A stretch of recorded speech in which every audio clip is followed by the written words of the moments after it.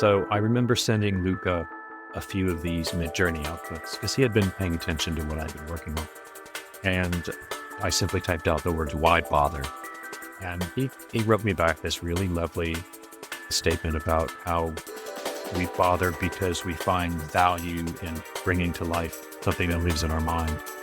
And ended his statement by saying, if I threw away those mid-journey images, nobody would care because they took no effort, and things that take no effort are hard to value. And that sort of set me straight hearing somebody say that. Somebody who's half my age, he's 25 or 26, he talked me off of an interesting ledge because it made me realize that I need to appreciate the journey and not be too focused on the destination.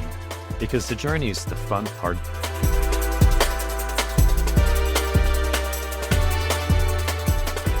Welcome to the Daring Creativity Podcast, a show about daring to forever explore creativity that isn't about chasing shiny perfection. It's about showing up with all your doubts and imperfections and making them count. It's about becoming more of who you already are. My name is Radim Malinic. I'm a designer, author, and eternally curious human being. I'm talking to a broad range of guests who share their stories of small actions that sparked lifetime discoveries, taking one step towards the thing that made them feel most alive. Let me begin this episode with a question. Are you ready to discover what happens when you dare to create?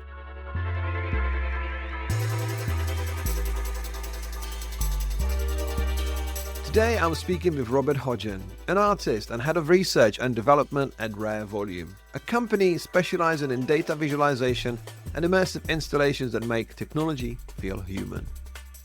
In this conversation, Robert talks about projects that combine tech and design equally and why he believes that there's tremendous opportunity to present data in art-forward ways rather than just readable graphs.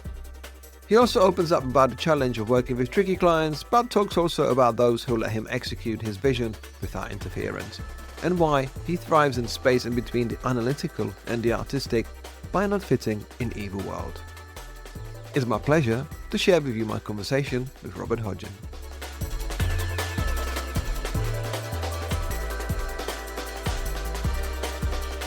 Hey Robert, welcome to the show. How are you doing today? I'm doing good. How are you? Yeah, excited to speak to you. But for those who might have never heard of you, how would you introduce yourself? My name is Robert Hodgin. I am an artist living in Brooklyn, and I'm also the head of research and development for a design and tech company called Rare Volume. And we are headquartered here in Chinatown in Manhattan, but also have offices in Austin. What problems do you like to solve with Rare Volume? Our sweet spot is generally anything that combines tech and design in equal measures. So even though we're perfectly capable at doing really nice motion graphics work, I think we excel when there's a level of tech involved, whether that's doing, like smart signage for large venues or museum installations that require some amount of interactivity, especially if there is interesting data that can be visualized as well. We're very good at taking large data sets and finding the story in it and presenting it in a beautiful way. So that's where we find most of our job. Finding a slight dissonance, or should I say mismatch between the words "I'm an artist" and then talking about large data sets, because it's not usually what artists say. Hey, I'm an artist. And by the way, I love large data sets. I mean, those are kind of like a yin and yang. Yeah, it's not surprising to hear that. I went to a science and math boarding school because I showed aptitude in science and mathematics. But once I got there, I realized that I felt like an artist at heart. I excelled at the art classes and I was sort of okay at the science and math. And then I ended up going to RISD, the Rhode Island School of Design, after high school. And it was there that I discovered that I was really interested in the sciences again. So I seem to always be bouncing back and forth between the two. And I think that's why I like visualizing data in an artistic way, because it's not uncommon for data visualizers to be sort of in the science bucket where they're not really too concerned about the aesthetics. They just want the data to show up on graphs and be readable. And I think there's more opportunity there to present the data in a way that feels more art forward. And that seems to be how I spent a lot of my time lately, is just finding interesting data sets and then finding non-traditional things to do with them. I really like where you're going with this because, as you know, the theme of the season is called Daring Creativity. And I love talking to people like yourself who try to stay away from conformity because it's something that feels too easy, too comfortable, like too achievable or too accessible. Just feels like why bother? But before we go to that bit, you said you were in a science and maths boarding school. How does that happen? Who decided that that's where you're going? I did. So I grew up in Fayetteville, North Carolina. It's a town that exists because it's next to an army base, and my dad was in the military. So that's where I grew up. And I definitely did well in elementary school and junior high school. I wasn't valedictorian, but I held my own A's and B's, and I was definitely interested in math and the sciences. And the opportunity to apply to this boarding school called the North Carolina School of Science and Mathematics appeared. And I thought that would be an interesting way to get out of the house 2 years earlier than I normally would, because it's 11th and 12th grades. It's in a totally different city from where I live. So I would live in dorms and I would take college level classes. And so I applied and got accepted with enough of a scholarship that it seemed feasible. And so I moved out of the house at the age of 15, go study way too difficult classes. It was a bit of a shock to get there and realize that I was not ready for college level math and science classes. I remember I have an interest in astronomy, so I saw that they had an astrophysics class, and so I immediately signed up for it. And on the first day, the teacher basically explained what prerequisites you needed to have in order to even participate in this class. And you needed to have some understanding of calculus, which I did not. And you needed to have some understanding of basic physics, which I did not, because those classes weren't offered in my high school. I dropped that class and decided that I would take it again as a senior. So I did. And within the first week, I dropped out again because it was just way too difficult. So I might be the only person who dropped out of the same class 2 years in a row at the North Carolina School of Science and Math. Your dad was in Army. Did you guys move around a lot? He was in the Air Force. We were next to Fort Bragg Army Base, which surrounds a smaller Air Force base called Pope Air Force Base. So he was in the Air Force for 22 years. We did not, surprisingly, move all that much. I spent 2 years in Japan from the ages of 3 to 5, but I don't remember any of it. It was way too young. And the rest of the time we were in my house on Dandridge Drive in Fayetteville, same house that my parents still live in some 60 years later. Your mum is a first-gen Japanese immigrant. What was the influence of her culture on you as an artistic kid when you were young? Was there any sort of clear influences, or was it homogenized American upbringing? It ended up being a pretty homogenized American upbringing. She tried to teach my brother and I Japanese at an early age. And at some point we both rebelled and said, why do we have to, spend hours indoors drawing these funny looking characters when we could be outside playing? So eventually we turned our back on it. And I regret that to this day. I wish that I had stuck with it. To be bilingual would be amazing. And to be able to talk to my mother in her, original tongue would be phenomenal. She's since forgotten a lot of her Japanese language because she just doesn't have the opportunity to use it much. And so a lot of it's just fallen by the wayside. In terms of her impact on my creativity, I can't think of anything concrete other than being fascinated by aspects of Japanese aesthetics. But my decision to be an artist came at a shock to both of my parents, who I think expected me to follow a more traditional path that promised a bigger paycheck like lawyer, doctor, accountant. And I wanted to draw pictures all day, which at the time they thought maybe was a waste, but now they're my biggest supporters. And I'm sure they're glad that I didn't pursue the more boring careers because I've done pretty well for myself. We'll be back after a quick break. This episode is brought to you by Lux Coffee Co., the first creative specialty coffee company building a platform to shine the light on emerging global talent with a mission to make a positive impact on the creative industry and beyond. Lux Coffee Co. offers exceptional coffee sourced from around the world through ethical and sustainable practices, and you can discover the current range of signature blends and single origins, coffee hardware and accessories, along with exceptional apparel at luxcoffee.co.uk.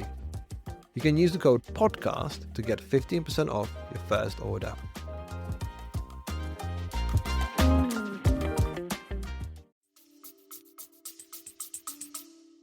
So, despite your homogenized sort of cultural upbringing, you wanted to be an artist despite your parents' wishes of that time. So what was your influences? Like, what breadcrumbs, or as I call it, what breadcrumbs did you follow that you realized, you know what, I want to draw something as good as this, or something as good as, certain influences. Like, what was your way into creativity, and how did you discover that ability? Yeah, so my brother collected comic books for a while, and I remembered really being interested in the art, usually the covers. I found the covers to be really exciting, and I was always impressed that somebody could accurately draw a character and get the fingers just right and the pose really dynamic. And so I started to redraw, not trace, but to transcribe over my own version of the covers of these comic books that were the most interesting to me. And that made me think that I was a decent artist. But what I was actually doing was I was a decent interpreter or a copier, because anytime I tried to draw my own content from my imagination, it always felt lacking.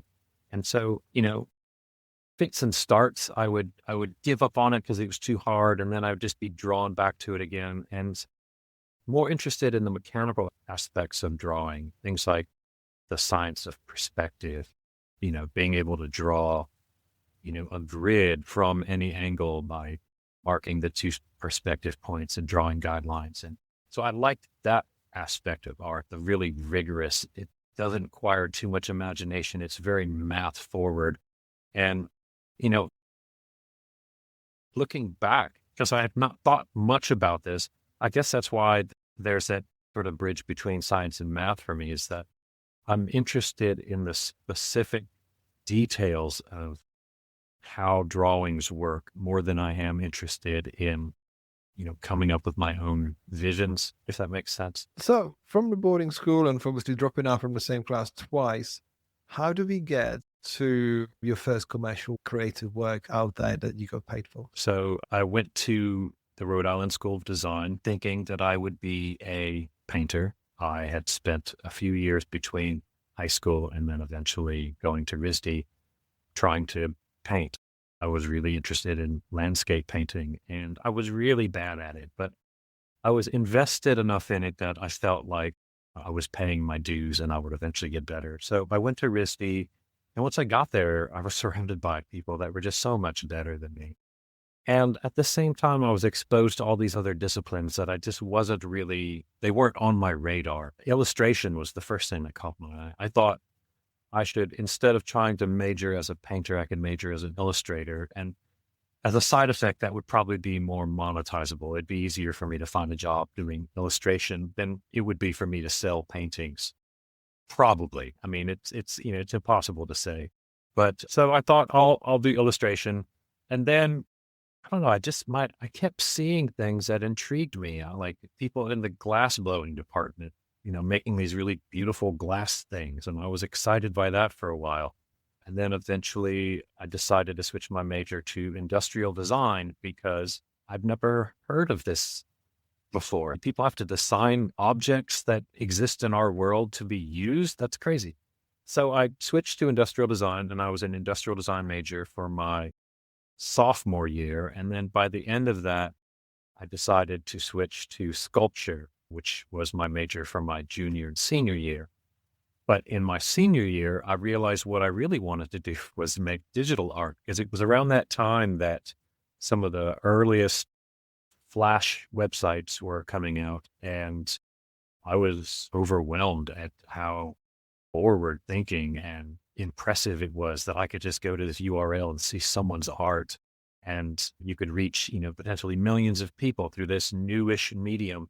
So I convinced my senior thesis advisor that instead of me working on a body of sculptures that I probably would have half-heartedly succeeded, that I wanted to spend my senior year learning Photoshop, learning Flash, learning the basics of HTML, just enough to get a website up. And luckily, his brother either worked at or was really tuned into the 3D software called Lightwave, which I don't think exists anymore.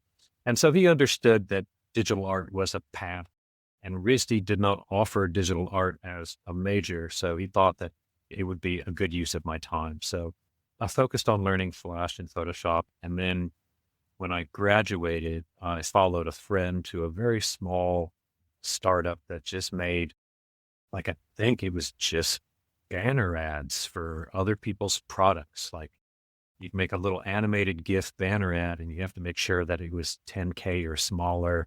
And then you'd have to make 6 different sizes. And so I did that for a little while. I showed an aptitude at doing that type of work. So I got hired by another company called Circle Interactive. They got bought by the ad agency Arnold. And all this boils down to me being put on a project for doing a Flash website for Volkswagen's the re-release of the Beetle in this new colorway called Turbonium. So I worked on this Flash website, which was the first Flash website that Arnold, the advertising agency, had worked on. And it ended up being a phenomenon. And it went on to win either the or one of the top awards at the Cannes Advertising Awards that year. And so that sort of really propelled my career because I was the Flash guy. Nobody else in the agency knew Flash. So whenever they needed Flash anything, they would come to me. So it helped me establish roots in the advertising world pretty early. I want to go back on the point, would illustration be more lucrative? Because it really is about what you put your heart into. Because then the universe will actually sense that that's what you stand for. You put your soul into what you do. I was a pretty bad painter. I'm glad none of my paintings exist. At least I don't think any of them exist. I don't even have photographs of them because I have this bad habit of aiming way too high, way too early. So instead of developing the fundamentals, I like to go for the finished final piece. And that's bitten me a few times. Like I played classical guitar for something like 30 years, Spanish style classical guitar. But I can't play a single song. And part of the reason is because I never learned to read sheet music effectively. I could do it sort of note by note and figure out where that finger goes. And then I memorize how to play patterns instead of being able to just read. And there was this song called The Usher Waltz by Nikita Koshkin, which is incredibly difficult. And it's 6 minutes long. And it's all over the fretboard. And, it's the type of song that you perform at your Juilliard graduation performance. And I heard that song and I thought, I need to learn how to play it. And so I spent years and years and years trying to play something that was way beyond my skill level. And it turns out my patience level. Because what ultimately would happen is after getting to a point where I felt like I could do, like maybe I could play the first minute really well. I would just play the first minute over and over again and never move on to the second minute. And then I get bored and I put the guitar down for months or years. And then I pick it back up. And the first thing that I would do is try to learn that same song again from scratch. And so I never succeeded in playing it all the way through. And I've got, it was 30 years of fairly regular playing, and I've got nothing to show for it because I didn't pay my dues. I didn't learn the basics. And that is probably less meaningful when it comes to something like painting, because you could be really expressive with paint without knowing the history or the techniques. But if you're going to play top level classical guitar song, you better know how to read sheet music and you better understand proper picking technique. Because I gave myself carpal tunnel from bad hand positioning.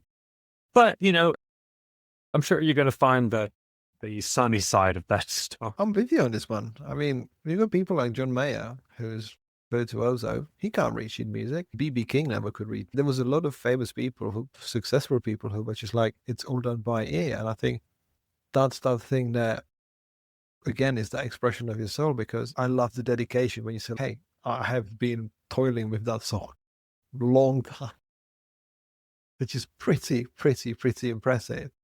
But let's go back to work, shall we say?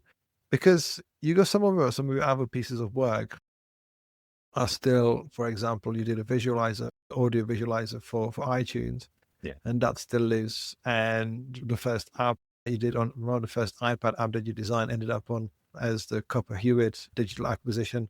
So there's a lot of things that are ticking boxes quite early. You are quite at the right time in the right place, because Yeah. I don't think the visualizer has been rewritten for iTunes many times since, if at all, and some of the things, obviously the first iPad app is now one of many millions, So did this feel like achievements? Did you feel like you were fulfilled with your work, or was it plain sailing, or was it not?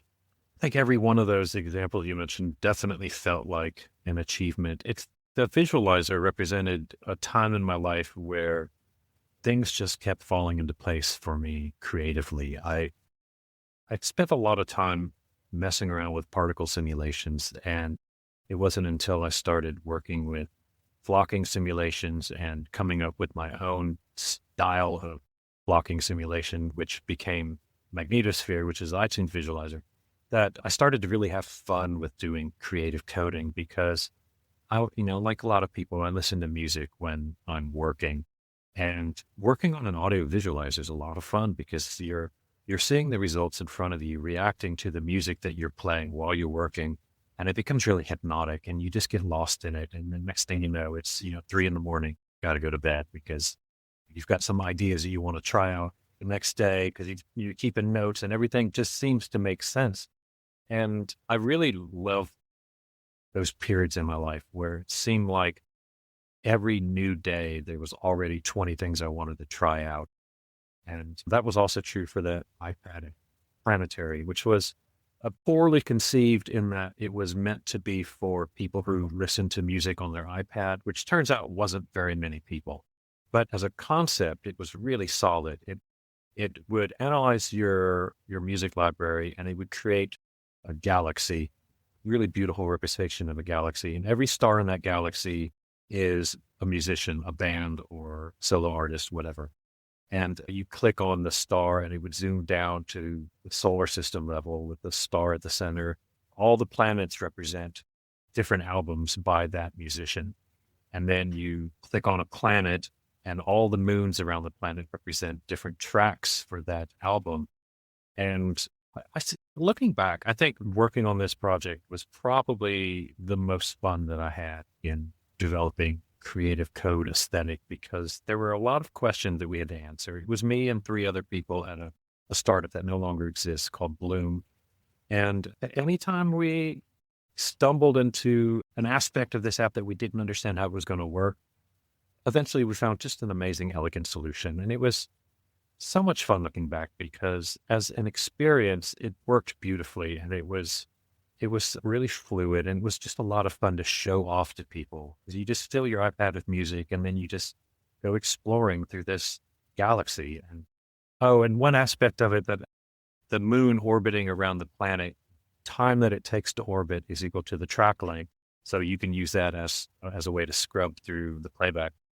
And the metaphor was just so much fun to expand on, and it ended up being a really beautiful project. And then randomly, I think a year or 2 later, we were told that the Cooper Hewitt was going to acquire the code base, and it would be their first digital acquisition for the Smithsonian Design Museum. And that was unexpected and crazy, because I don't know that any of us thought that it would go that far. Because as an app, it didn't do great. It's like I said, people just weren't putting music on their iPads. They were generally listening to it on their laptops or their phones. So it didn't quite get the use that we wanted, but it definitely achieved a nice long-term status by being memorialized at the Design Museum. So tell me about the coding language. it had obviously played a huge part in what you do today. Yeah. So in Flash, at the time, there was a very rudimentary scripting language called ActionScript, and you'd use that for pretty basic things like telling the playhead where to go, really minor, high level things. It just wasn't very powerful, and it wasn't great for doing what I was interested in, which was pushing a lot of particles around. Because if you're messing with particles, more is almost always going to be better. It was around that time that a couple of my Flash peers were using this new thing called processing. The things that they were able to show off were so much more impressive to me than what I was able to get done in Flash. So I started to explore processing as a creative tool. That was my first official coding language that I endeavored to learn. And it was rough. It was a lot harder to pick up coding languages back then because you had to ask questions on like bulletin boards and stuff. There wasn't AI to give you the answer, in 2 seconds. It was often tracking down the person who might know the answer to this obscure math related question. So I spent a lot of time with processing and got pretty good at it. That exposed me to a little bit of how OpenGL works because I wanted to be able to draw graphics faster, because faster is also better when it comes to doing particle simulations. And it was around that time that I met Andrew Bell, who was the co-author of the iTunes visualizer and my current business partner and he's the director of tech at Rare Volume. He created a coding framework called Cinder, which is a C++ framework, a wrapper for making it easier to create new C++ projects with an eye on more visual projects being created with C++. So I would ask him coding questions, and often he would say something like, I don't know how to do that in Java, but in C++, you do it like this. And so he dragged me kicking and screaming into the world of coding with C++, which was hard and painful and wrapping my head around pointers versus references, all these things that just were so foreign to me. But after many, many years of that, I started to help him with writing Cinder tutorials. And so in a sense, I became like a co-creator of Cinder through doing tutorials, which were geared specifically for people that were moving from something like processing into something more powerful like C++. And then at some point I hit a wall with C++ because I kept wanting things to look more rendered, multiple light passes and subsurface scattering. And I was able to get sort of a basic aesthetic.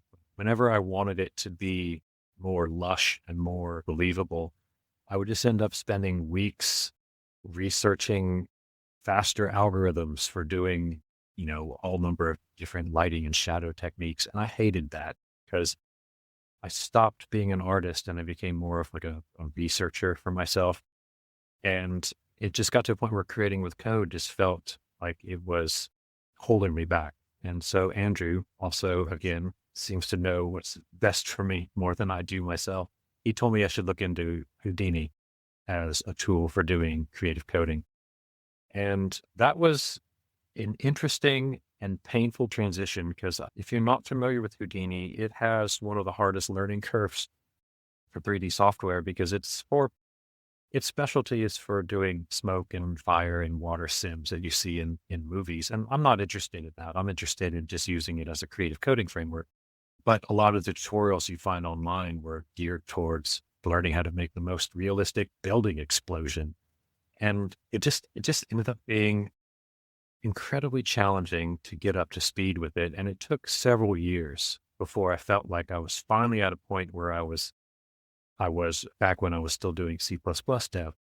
And so it was a huge step backwards. And then now I feel like I'm in a really good place because Houdini is great for doing rapid prototyping of ideas. And if I want a slick rendered look, it's there for me and it's really easy. You just drop some lights in the scene and hit go. The trade-off, of course, is you lose the real-time interactivity, which I do miss. When you were telling me all of this, it brought me back to a few words that our friend Bertrand Rust mentioned on this podcast when he was talking about you. And it was a quote that he heard you saying it at Paradiso. And he said, that quote hit me like a punch to the gut. I was like, okay, what was it? And he said, Well, Rob, you said things that make no effort are hard to value. Yeah. Well, I should offer that that wasn't my quote. It was what was told to me by one of our employees, Luca, who is wise beyond his years. I had been working on creating these procedurally generated Japanese stone lanterns in Houdini. And it was a couple months in, and it was starting to get to a point where I felt really excited about it because I was procedurally growing moss and all sort of the shady bits and making the surface look really weathered and cracked. And it's a lot of fun. And then I would hit, render and then go to sleep. And I'd come back the next morning and see if it looked okay. And it was around that time that I thought, I wonder what Midjourney would be able to do with this prompt. So I typed in, aged Japanese stone lantern, moss, whatever, and immediately got back 4 beautiful Japanese stone lanterns of all different designs. And it made me angry. I didn't know what to think about this because the desire to continue working on my version of it evaporated. It's like, why would I spend the time now when it's going to be so easy to jump to the end, like reading the last page of a book? You don't then want to read the book because you know what happens. So Midjourney showed me the end of my journey for this particular project. And it was really frustrating to me because I was really excited by the project until I saw that AI can generate good results pretty quickly without any of the struggle. So I remember sending Luca a few of these Midjourney outputs because he had been paying attention to what I'd been working on. And I simply typed out the words, "why bother?"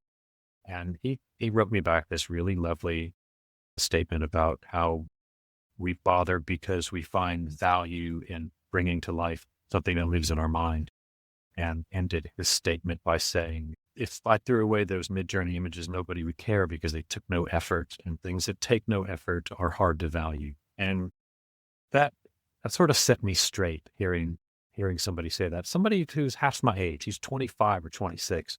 He talked me off of an interesting ledge because it made me realize that I need to appreciate the journey and not be too focused on the destination, because the journey is the fun part. Being done with a project is not going to be as fun as working on the project. And so I'm glad that that quote landed for Burton because it definitely landed for me. And I make it a point to incorporate that story into my conference talks of late because it really had an impact. You made a really amazing comparison. And by the way, Luca seems annoyingly wise beyond his years. He's one of those guys who refused to get a smartphone because why would he need, a computer at his fingertips? And he had to buy one because I guess the building that he moved into, you couldn't operate the washer and dryer without having smartphone access. So he had to reluctantly get pulled into the 21st century. I like that. But you made a really amazing comparison when you said Midjourney showed me the last page of this story by creating this amazing thing. And you're sort of you eavesdropping, you jumping in sort of mid journey or towards the end journey. And yeah, you persevered with actually creating your own code because ultimately you own your code, you own your IP, you own your process. And what I really wanted to know, like, how difficult is it to actually code moss, or how difficult is to code texture in this? Well, the mathematical brain kicks in and you start to think about first, where would the moss grow? And so I did these sort of very rudimentary rainfall simulations, which would show me where on these randomly generated structures there would be the most amount of pooling water, and also creating an arbitrary light source just to see where the shadows would be. And so my logic was I'll start where there's the most water and where there's the most shadow, and that's going to be where the moss begins to grow from. And then from there, I started to research infectious growth solvers, which would start to slowly cover the form. And then you pay attention to things like gravity, like it's more likely the moss is going to be on the top of an object than on the side. And I don't know if any of this is true. I don't know if moss favors sunlight over shade. It probably does. It would need to in order to grow. And I don't think moss has any problem growing on the sides or the undersides of objects, but it was just through looking at reference material and seeing it out in the real world and just breaking down what I think would need to happen in order for me to reproduce this. Of course, tutorials go a long way. There's a few tutorials online for doing this style of procedurally generated plant growth. So, you dive into those and you figure out what bits of those apply to what you're working on. And then it's just a lot of trial and error until you get a look that feels right. And then once you do, you exploit it as much as you can and create as many variations as you can. We are very much back to science, math, boarding school. It's just basically, I'm sticking with my problem. I've created a space for myself. It's science, it's math, it's art. Like you're looking at pretty much the science, the nature, like the ways. How do we make the real life references even more desirable? Like how do we create how do you create, not me, but how do you create the hyper realism that can actually push your work into new realm and actually not kind of running away from that conformity of like, what is the status quo and what can we do with it? Because as you said, using Houdini, not for water simulation, not for moss simulation in this case, but it's a creative code that transcends the program and I kind of almost uses it for what it was necessarily designed in the first place. And I like that because it creates unprecedented, unexpected results that inspire other people to do something different with it. So how long do you normally perceive a project like this? Because it's not a quick result. I mean, obviously, you know your tools, you know your ways, obviously, you know where to look for ways to sort of troubleshoot things. But that's a determination. It's been like the athlete that shows up on track every day, because they're obsessed about a thing. They show up in the gym. They work on themselves to learn, teach, understand, observe, and then put it into practice. So how much of dedication do you put into your work? I don't want to say it's all I think about, but it's really a large portion of my day is contemplating things that I want to understand better. And I think one of the original examples of this fascination I had was seeing flocks of birds, murmurations of birds, millions of starlings flying over Rome or wherever it might be. And my natural instinct was to want to understand what was going on, to have a sense of what each bird is paying attention to in order for millions of them to create this cohesive whole that feels like a living creature. And so I spent a really long time exploring how you could reproduce that effect in code, starting with Craig Reynolds' original Boyd's algorithm from the 1980s, and then just building on it through trial and error, through just taking in a lot of reference material, just watching as many videos of these bird flocks as possible so that I could have a more intuitive understanding of the science behind what's actually happening. And it's just how I pass my day. And I happened to be thinking about the Japanese lantern in my mom's backyard, which had been there for several decades. And I thought the shape was really evocative. And I wondered what it would be like to create a system that could just generate these shapes randomly, not abstractly, but believably generate Japanese lanterns of a variety of shapes. So I started to research the history of these particular type of Japanese lanterns, see all the different design styles over the centuries. And in the back of my mind, I'm constantly thinking, what would I need to do in Houdini in order to create this shape? Or what would I need to do in Houdini in order to understand how to handle the moss growth? And it's just something that I think about.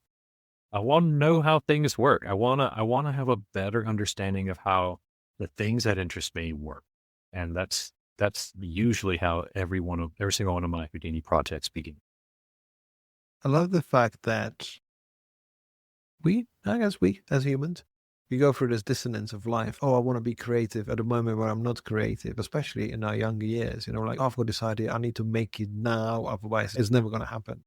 What you beautifully describe is this space to think, to absorb, to analyze, to observe, because you talk with such grace and eloquence about like how your interests or sort of small obsessions take you to understanding this thing that you try to portray with code. Because You told me you had a sort of, before this conversation, you told me that you had a sort of bout of sort of imposter syndrome. And I'm like, but how? You know so much, and you can do so much more than a lot of people I can combine with a large number of people I can combine. But yeah, imposter syndrome and elements of doubt and imperfection can come through the cracks and take over. So would you be happy to tell me a little bit of how, despite everything, your achievements, you got to find yourself with imposter syndrome? Especially after getting to know Burton better and hearing his podcast episode and seeing his talks, it's become even more obvious to me that it's something that most people go through, I assume. And if not, then they're probably secretly narcissists that think they could do no wrong. And that is definitely not me. So the imposter syndrome moment that really sticks out for me was I was pretty regularly doing conference talks through the 2000s and early 2010s. And I started to get pretty good at it and I enjoyed doing them. And it was not uncommon for me to be chosen as the final speaker of a lineup because I've definitely put a lot of effort and time into crafting brand new talks for every conference. For some reason, I got it in my head that I should never do the same talk twice, even though it would be for an audience in Europe versus an audience in San Francisco. There's not going to be many people that are in both audiences, but I didn't want to ever give the same talk twice, which was a silly limitation I put on myself that just made my life much harder. And I started to get a little burnt out doing talks, but at one talk, I don't remember exactly where it was, probably Brighton. I think it was in Brighton. I met Stefan Sagmeister and we chatted a bit because he really liked my talk where I think I broke down the logic behind flocking simulations and how they work and how I work with them. And so we got to emailing and we would occasionally meet up for a meal and just chat. And he sent me an email one day and it was to invite me to a conference that he was organizing in India. And he wanted me to be on a panel. And he said that the other people on the panel were going to be David Byrne and Peter Gabriel. And I immediately said, yes, of course. I said, yes, because, how exciting. And then the sort of the doom of it all set in. And I talked about this at Paradiso. This was my intro statement about how I said no to Stefan Sagmeister. I lost sleep. I had panic attacks. I couldn't understand what I would possibly have to say on stage next to Peter Gabriel and David Byrne that would make any difference. I would be the guy that people would point at and say, who's that sitting next to Peter Gabriel? Looks terrified and he hasn't said a word. And after many sleepless nights, I eventually sent Stefan an email saying that I just couldn't do it. I don't even remember if I gave him an excuse. I think I just said, I can't do it. I'm sorry, I can't do it. And the relief, like hitting send on that email, immediately all the clouds lifted and I just felt like I could breathe again. And that sort of ushered in this very long period of me not wanting to do public speaking anymore because that moment was so frustrating to me that I just decided to avoid anything that would trigger those feelings again. So I said no to conference after conference until people stopped asking.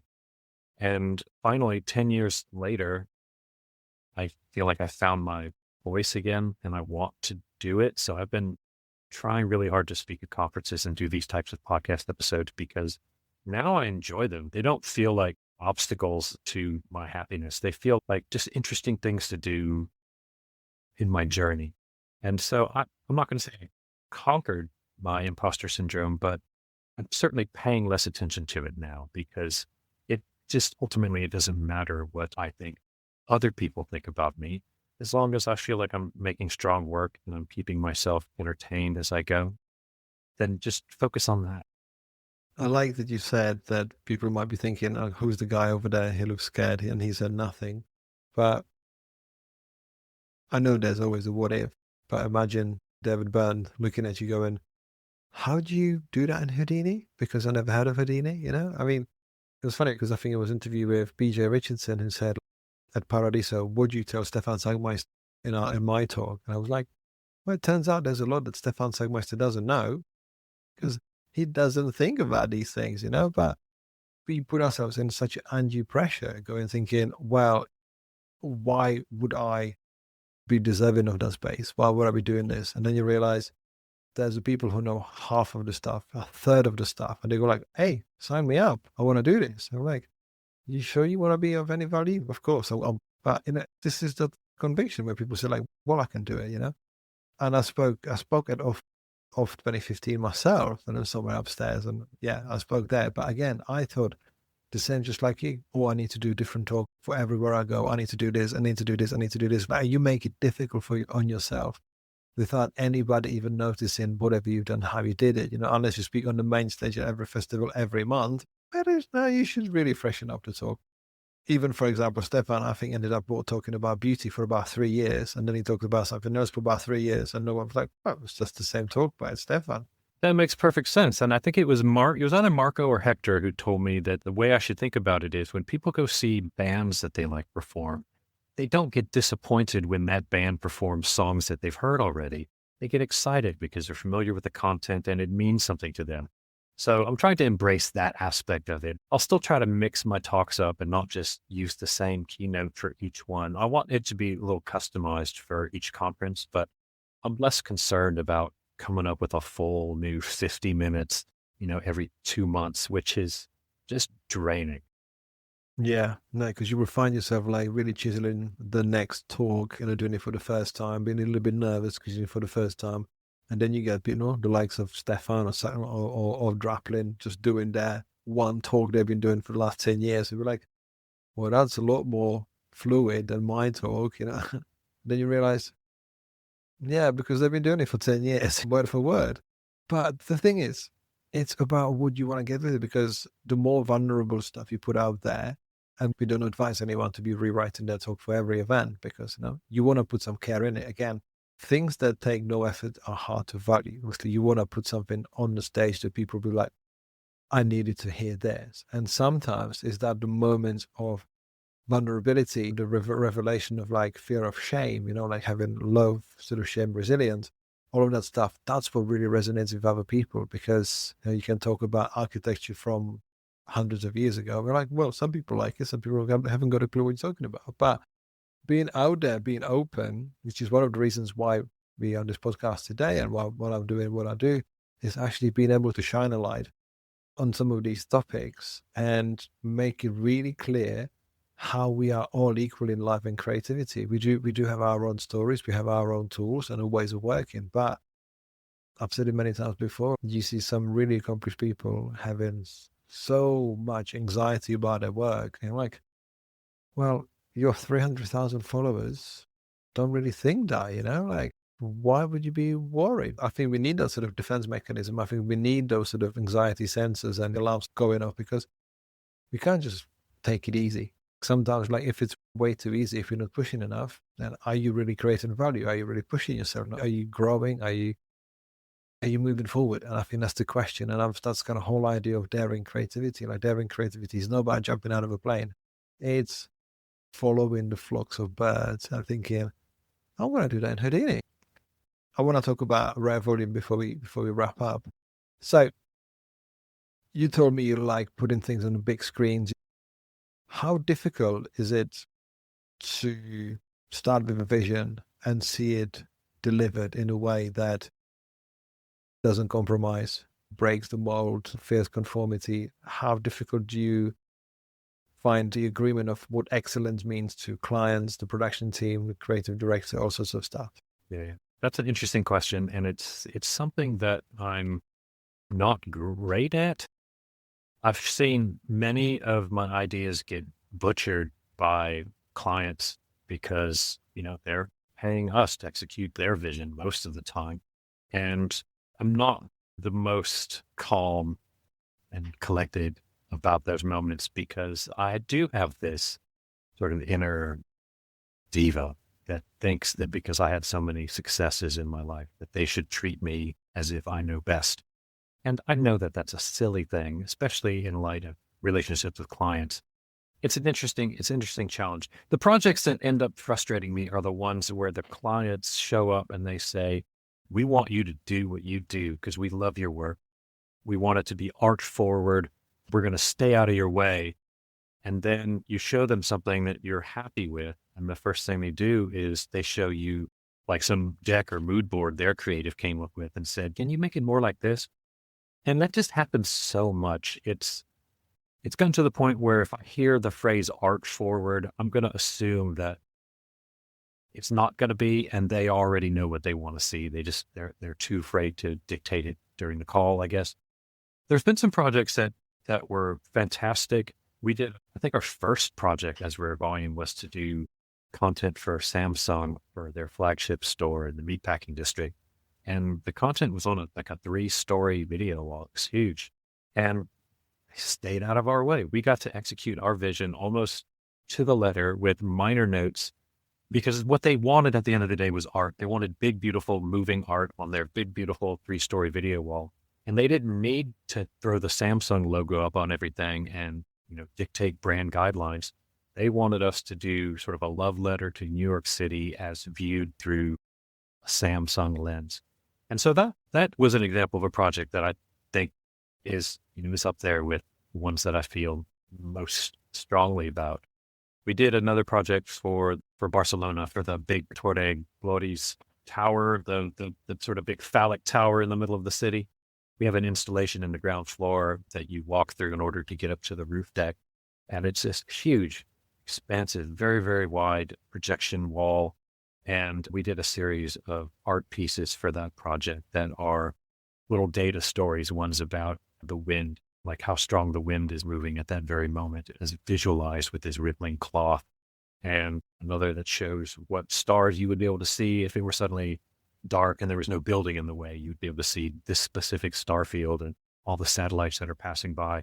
That was also, it was a challenging project, but I think ultimately I feel really strongly about how well it turned out, because it just looks fantastic. It looks, the scale of the piece, it's just kind of overwhelming. And then there's plenty of projects where I'm just like, you guys were wrong with your decision. You should have listened to us, but I guess we got to take the money and just pretend that you knew best, when I know secretly we would have executed something much nicer than they got if they had just stayed out of our way. So you remember me saying how we discover how we are equal in life and creativity. So the things that you produce, the level of complexity, the clientele, the executions, the displays, you still get clients who come to you and say, hey, I love what you do. Can you do something for us? This is kind of universal language of, oh shit, this is the red flag. And it's amazing that even with what you do and how you do it, it still happens to you too, because it happens on so many levels. I think everyone's had that experience, and it really drives it home how we are all equal and it all happens to us. Robert, thank you for talking to me today. I've really enjoyed learning so much about you, and your work is beautifully complex. It blows my mind. You've got lots of fans of people who love what you do. So it's great that you're coming back on the speaking circuit and sharing this with lots of people. And thank you for talking to me today. Thank you, Radham. This has been a lot of fun, and I was looking forward to this because people seem to enjoy themselves when they talk to you, and now I see why. You are a very gracious host. Thank you so much.